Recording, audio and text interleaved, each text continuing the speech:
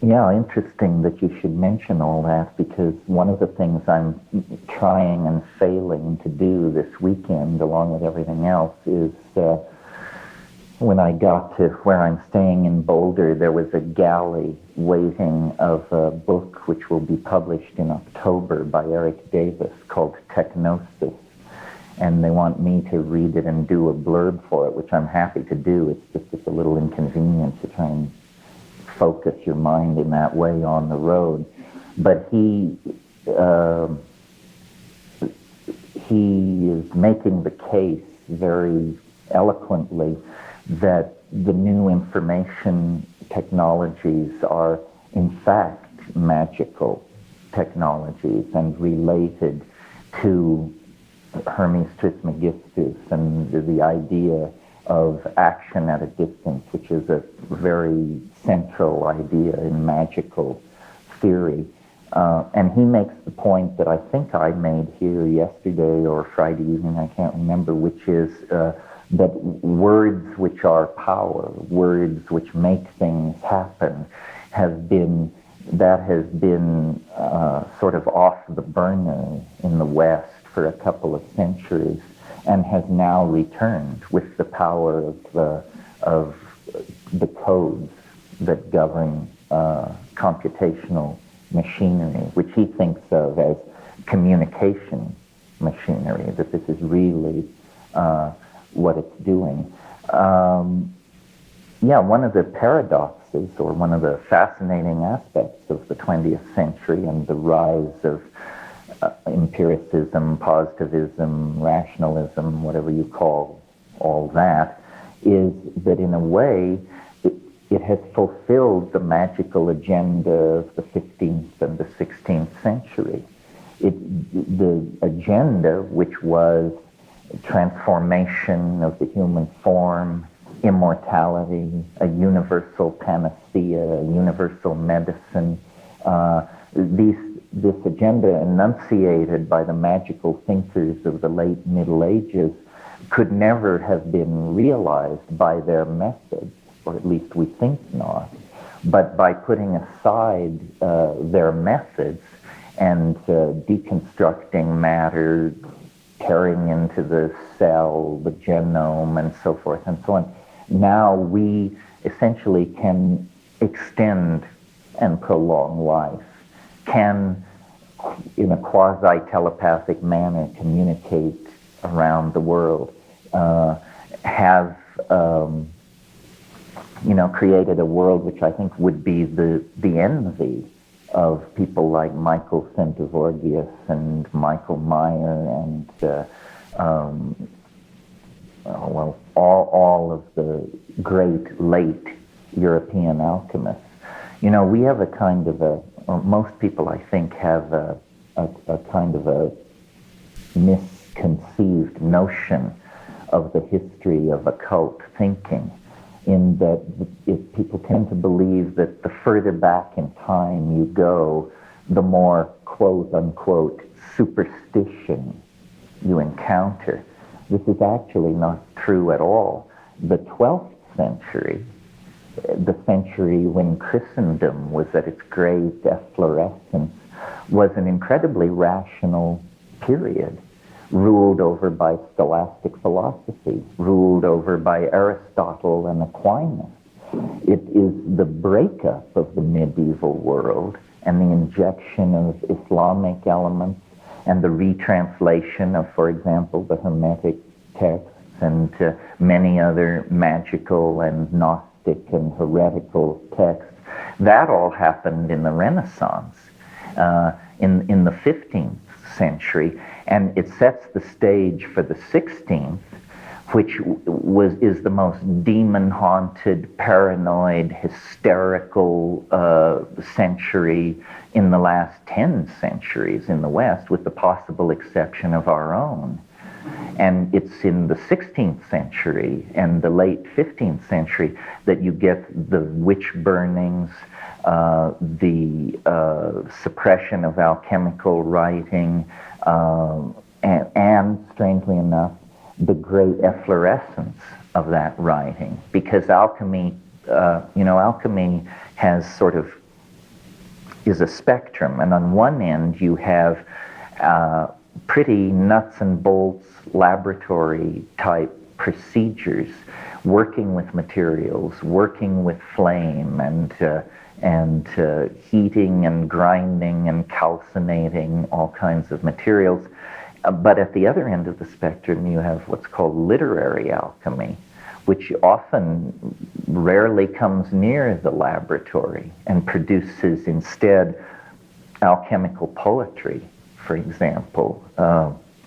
There's a wonderful, somewhat hard to obtain book called the Theatrium Chemicum Britannicum that is a compendium of English alchemical poetry produced in the late 15th, early 16th century.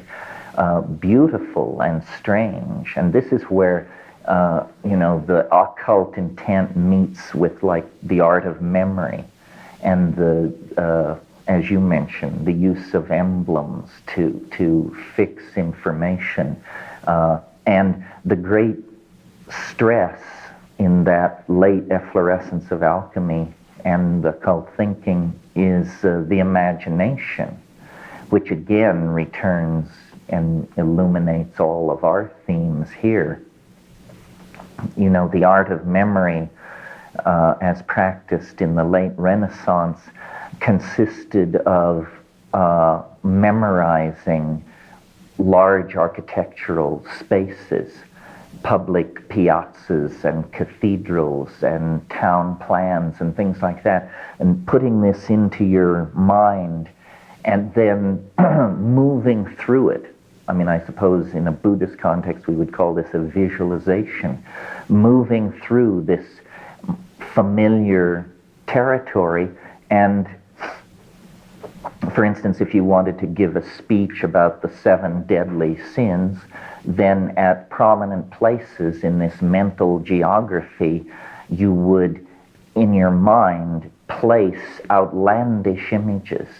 And the stress was on outlandish because the idea was they should be as memorable as possible. So, for instance, in the place of lust, to randomly choose one of the 7 deadly sins, you would image a woman in a nun's habit but lifting her skirts to reveal her genitals, or something shocking.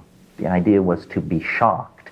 And then when you stood before the Congress of Venice or whatever august body you were addressing, you would, in a sense, fall into a trance and make this journey through this mental building and meet your emblemata at these places where you had left them, and then they would trigger these associative strings of verbiage.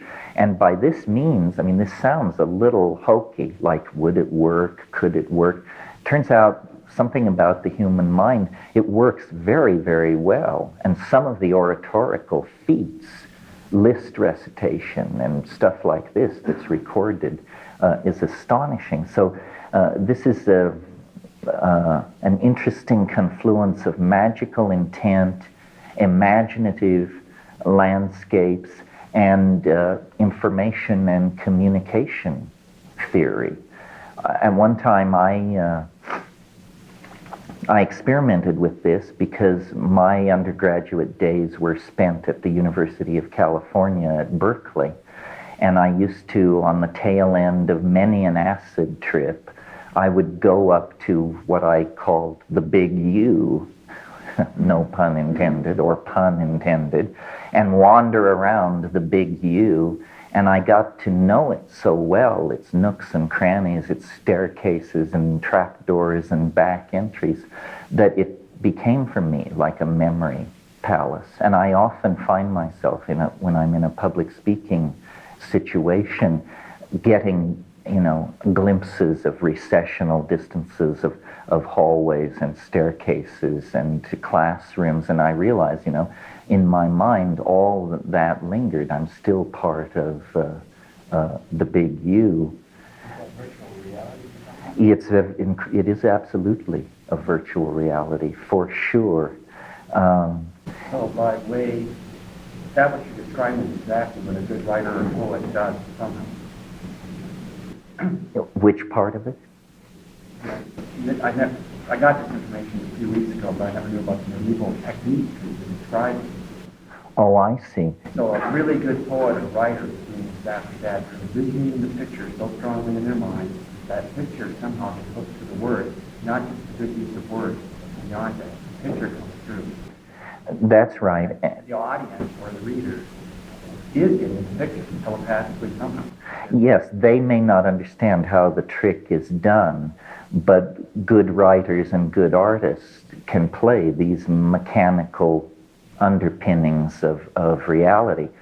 For instance, I worked on a film project at one time, and it had 4 male characters in it, and the writer brought in Jung's archetypes of the collective unconscious, and he said, we'll make each guy an icon of one of the types of the unconscious. Well, this is magical and emblematic and archetypal thinking, where you pull energy to the surface and it all looks very mundane, but you're actually using the substructures of the human mind to imbue your characters with power in the reader's mind.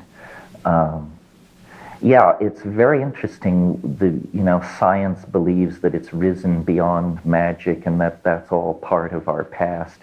I think the future is for sure going to be very magical, and the practitioners of the magical arts these days are Madison Avenue, for example, where, the bottom line rests on how you can shove these images into people's minds and get them to stay there. And I don't know, if you leaf through these pretentious high-end fashion magazines with the snarling ambisexual models and all that, you realize that the more jarringly it presents itself as a non sequitur, the longer you tend to linger over the ad, asking yourself the question, why would a French perfume associate itself with a pig in an automobile accident? And which is precisely what you're supposed to be asking yourself. I mean, if they gave you a woman in an evening dress with a floral overlay, this is not going to stick very long.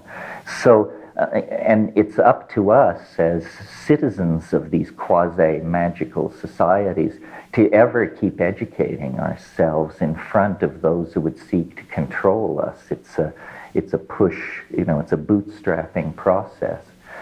If you're interested in the history of Renaissance occult thinking, there's a wonderful world of scholarship and beautiful writing. I'm thinking especially of Dame Frances Yates, who wrote such books as The Art of Memory, Giordano Bruno and the Hermetic Tradition, Magic and Mystery in the Late Plays of Shakespeare, so forth and so on. Because those are the people I relate to. That's the legacy I look back on. And I'll say something about this, actually, just because I will. A lot of times people send me email and they want to know, what do you think of Aleister Crowley? What do you think of Madame Blavatsky? And I realize there's a great interest and hunger out there in the psychedelic demographic for this occult information. And what I always write back, and usually to the disappointment of my interlocutors, is that I think magic was pretty trivial after Éliphas Lévi, after the mid-19th century or even before. And it's just a failure of people's education. If you're interested in great magicians, you should know that Aleister Crowley is late derivative and not tapped into the main vein. It's no fault of his, it's just his position in historical time. But if you go back to Marsilio Ficino and Trithemius, Bishop of Sponheim, Henry Cornelius Agrippa von Nettelsheim, Paracelsus, John Dee, Edward Kelly, Robert Flood. You see, the great watershed in European, in the development of the European mind in the past 500 years is the 30 Years' War, which in America, people don't even know, it's called in America the Protestant Reformation, which is a pretty gutless description of the 30 Years' War. The 30 Years' War begins in 1619 and goes until 1648. Yeah, I know it's not 30 years, but hey, they were rounding off. And at the beginning of the 30 Years' War, Europe is ruled by popes and kings, and the magical mentality is unchallenged. At the end of the 30 Years' War, Europe is ruled by parliaments and peoples, and the Royal Society has been established in England. Newton is beginning his early work. Descartes is articulating his thought, and we are at the brink of modernity. And this was the greatest tidal change in the West since Constantine embraced Christianity. So, and it would never have happened, I maintain, in quite the way that it did happen if psychedelics had been part of the menu of European experience. That transition to positivism and rationalism almost required isolation from the psychedelic experience, because the psychedelic experience raises too many questions that positivism would prefer not to deal with. It's the rise of psychedelic use in the West since 1950 that has brought all this back. In the 1950s, you could buy alchemical literature, 200-300-year-old books almost by the truckload for nothing. I mean, it was wall filler. It was landfill material, because just people said, well, this is the raving of the late medieval mind, these superstitious, deluded souls. Now, of course, that's all incredibly expensive material, and many artists have mined those alchemical themes very successfully, because you can change the surface, the social surface, but you can't really change the archetypal architectonics of the human mind. And we gravitate to these spaces. We want transcendence, and the connecting thread through all of this, I think, is the imagination.